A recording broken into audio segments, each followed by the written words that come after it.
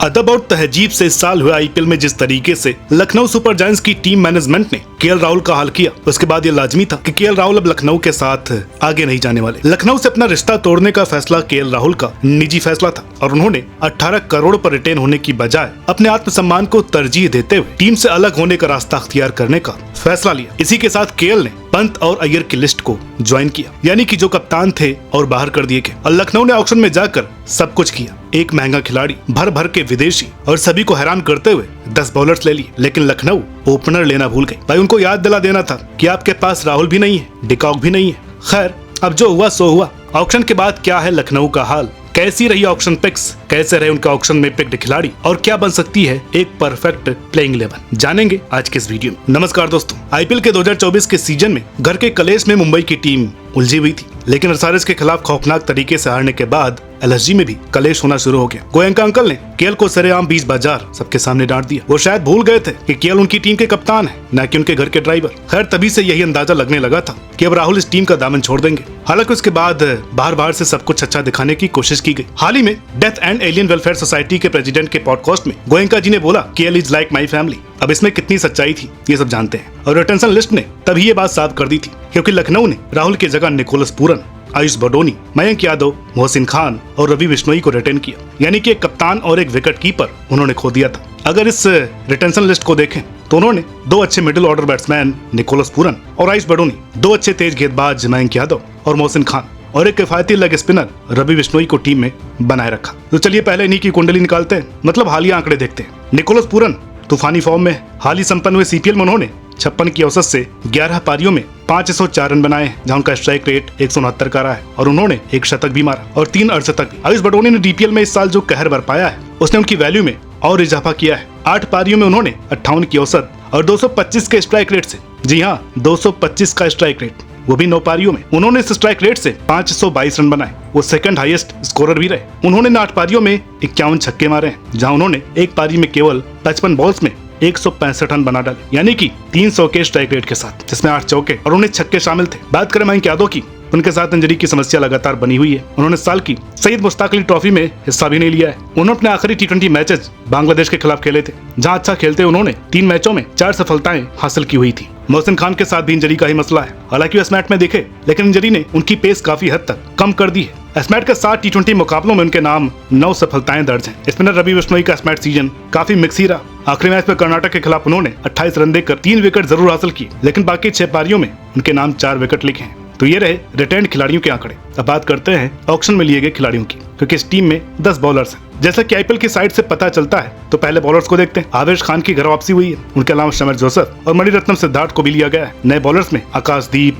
Akash Singh, Prince Yadav team में शामिल हुए हैं। चलिए कुछ खास और प्लेइंग 11 में खेल सकने वाले बॉलर्स की बात करते हैं। पहला नाम बेशक आवेश खान का आता है। 4 टीम्स का हिस्सा रह चुके आवेश खान की सबसे बेस्ट परफॉर्मेंस 2021 में दिल्ली के लिए आई थी, जब उन्होंने 24 विकेट लिए थे। उसके अगले साल उन्होंने लखनऊ के लिए भी 18 विकेट हासिल किए थे। और रही बात उनके हालिया फॉर्म की, 10 मैच की 9 पारियों में 10 सफलताएं उन्होंने दर्ज की है, वो भी 8 की इकॉनमी के साथ। अब आप ही बताइए कि क्या ये परफॉर्मेंस उनको प्लेइंग 11 में जगह देने के लिए काफी है। अगले गेंदबाज शमार जोसेफ है, जो इस साल 2024 में हाई प्राइस पर पिक हुए थे, लेकिन उसके बाद मेगा ऑक्शन में सस्ते में बिक गए। अब देखिए आंकड़ों से तो शमार जोसेफ फर्स्ट क्लास क्रिकेट के अच्छे खिलाड़ी नजर आते हैं और T20 उनके आंकड़े इस बात को और भी पुख्ता करते हैं, क्योंकि T20 मैच खेल चुके जोसेफ के नाम कुल 19 विकेट है और इकॉनमी 10 की है। इस साल खेले हुए सीपीएल में भी उन्होंने 10 की इकॉनमी से रन उठाए। Left hand orthodox spinner M Siddharth के नाम 12 T20 पारियों में 21 सफलताएं हैं, जहां उनकी इकॉनमी 5 की रही है। यही वजह कि लखनऊ फिर से उनको अपनी टीम में वापस लेकर के आई। आकाशदीप ने 3 सीजन आरसीबी के लिए खेला और जैसे ही वो एक अच्छे बॉलर के रूप में सीमेंट होने लगे, तो आरसीबी ने अपनी परंपरा अपनाते हुए उनको छोड़ दिया। 42 T20 मैचों में आकाशदीप के नाम 49 विकेट है और उनकी इकॉनमी 7 की है, जो आज के हिसाब से काफी किफायती है। तो ये रही एलएसजी के मेन बॉलर्स की अब तक की कथा कहानी। अब बल्लेबाजों की कहानी सुनाते हैं। तो सबसे बड़े खिलाड़ी इस टीम में ऋषभ पंत है, जो उनके आने वाले कप्तान भी बन सकते हैं। पिछले 8 सालों में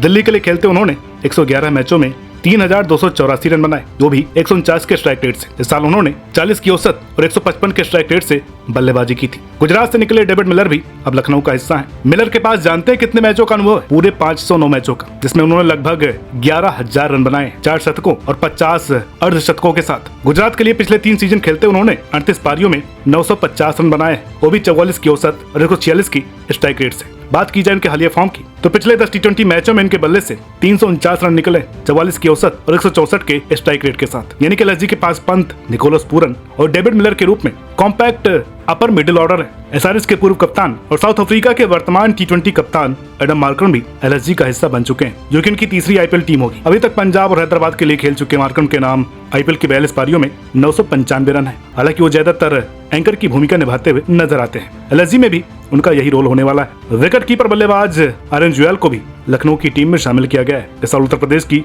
टी20 लीग में 3 पारियों में उनके नाम 216 रन है, जिसमें एक शतक के साथ 162 का स्ट्राइक रेट भी शामिल है। डीपीएल के सुपरस्टार बैटर हिम्मत सिंह भी इस साल लखनऊ की टीम में जुड़े हैं। इस साल वे दिल्ली प्रीमियर लीग में उन्होंने 9 पारियों में 165 के स्ट्राइक रेट के साथ 63 की बेहतरीन औसत बनाए रखते हुए 381 रन बनाए और आइस बडोनी के बाद थर्ड हाईएस्ट स्कोरर रहे। इसके अलावा आखिरी बैट्समैन मैथ्यू ब्रिडजेके हैं, जो डरबन सुपर जायंट्स के लिए खेलते हैं, जहां उन्होंने 17 पारियों में 36 की औसत और 136 के स्ट्राइक रेट के साथ 541 रन बनाए हैं। तो बल्लेबाज तो अच्छे खासे भरे हैं लखनऊ में। पिछले 3 सीजन की बैटिंग डिपार्टमेंट हमेशा ही सुपरस्टार से पैक्ड रहा है। आइए अब ऑलराउंडर्स की चर्चा करते हैं। दिल्ली से मार्च ने लखनऊ की बस पकड़ी है। 42 आईपीएल मैचों और कुल 187 टी20 मैचों का तजुर्बा उनका एक वैल्यूएबल एसेट का दर्जा देता है। इन 187 मैचों में उनके नाम 31 की औसत से 4425 रन है, तो वहीं 25 की औसत से 85 विकेट भी हैं। वहीं 42 आईपीएल की 36 पारी उनके नाम 665 रन दिखाती है। वहीं 34 पारियों में उनके नाम 37 विकेट है। तो क्या इस साल वो कहीं बैटिंग में ओपन करते नजर आने वाले हैं? एसआरएच से अब्दुल समद भी लखनऊ की टीम में आ चुके हैं। 90 टी20 मैचों में उनके नाम 1487 रन रहे हैं और विकेट केवल 2। लेकिन IPL T20.com ने न जाने कि उनको ऑलराउंडर्स में रखा है। खैर, उनका 146 का स्ट्राइक रेट उनको एक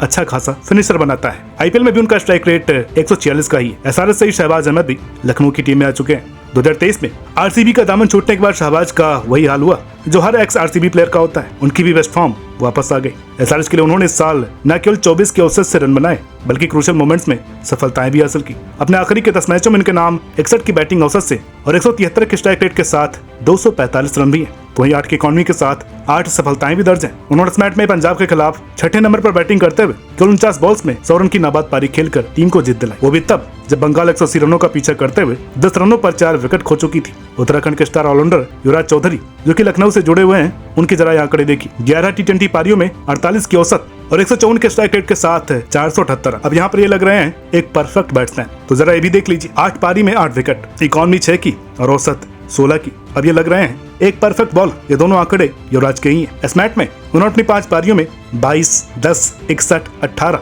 और 123 रन बनाए। वहीं सिक्किम के खिलाफ 15 रन देकर 4 सफलताएं भी हासिल की। 22 साल के राजवर्धन हंगरगेकर चेन्नई सुपर किंग्स से खेल चुके हैं। हालांकि इस मैच में उनको 2 ही मुकाबले मिले, जिसमें उन्होंने 4 सफलताएं हासिल की। अर्जुन कुलकर्णी को वापस लखनऊ ने खरीदा है। इस मैच की 6 पारियों में उनके नाम 194 रन है। वही 5 पारियों में उनके नाम 6 विकेट भी शामिल है। तो आप सभी खिलाड़ियों के आंकड़े देख चुके हैं। आप भी अपनी प्लेइंग 11 बनाइए, हम भी बनाते हैं। देखिए, असली मसला है ओपनिंग का, क्योंकि टीम के पास प्रॉपर ओपनर नहीं है। हालांकि पंत T20 में ओपनिंग कर चुके हैं, जहां 5 पारियों में उनकी औसत 14 की रही है और उच्चतम स्कोर रहा है 27 का। लेकिन क्या करें, तो अभी के लिए पंत को ही ओपन करने आना होगा। आर्यन जुएल नंबर 3 पर या नंबर 4 पर खेलते हैं। तो चलिए बनाते हैं प्लेइंग 11।